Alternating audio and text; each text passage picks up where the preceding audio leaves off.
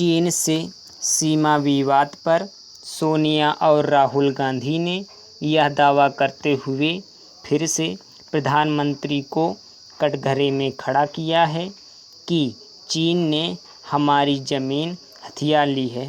आखिर वह कौन है जो इन दोनों को यह बता रहा है कि चीन ने भारत की ज़मीन पर कब्जा कर लिया है?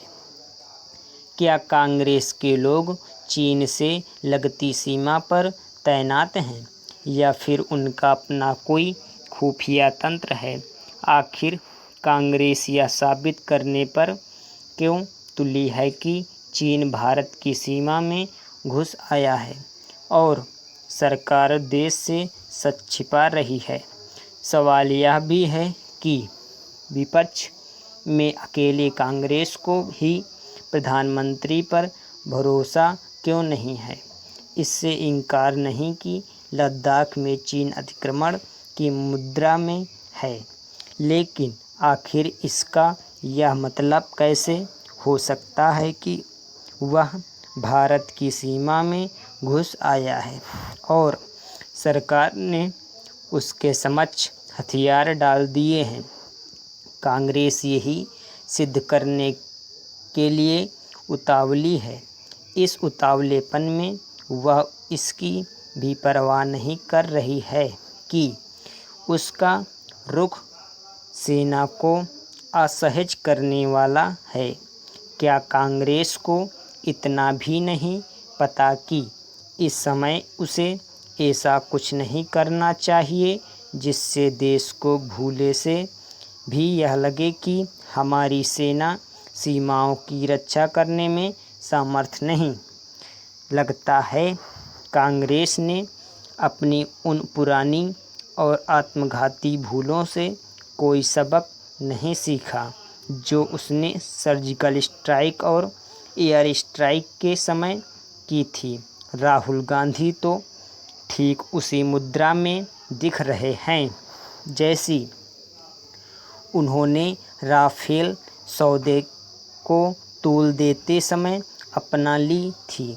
जैसे उस समय उन्होंने यह मनगढ़ंत खोज की थी कि इस सौदे में दलाली का लेन देन हुआ है और प्रधानमंत्री ने खुद देश का पैसा कुछ उद्योगपतियों की जेब में डाला है।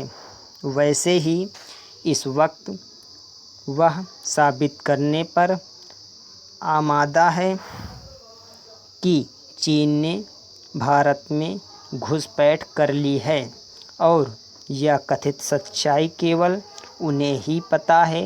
हैरत नहीं कि राहुल गांधी के ऐसे बेढब रुख रवैये से खुद उनके ही दल के नेता सहमत नहीं। यह समझ आता है कि चुनावी लाभ की खातिर राहुल गांधी ने राफेल सौदे पर झूठ का सहारा लेने के साथ ही अभद्र राजनीति का परिचय दिया। लेकिन आखिर इस वक्त वह क्या हासिल करना चाह रहे हैं?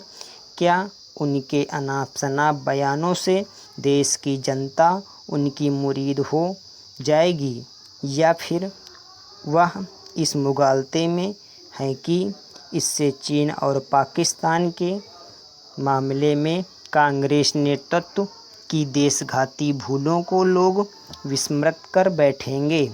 अच्छा हो कि कोई उन्हें यह समझाए कि ऐसा नहीं होने वाला।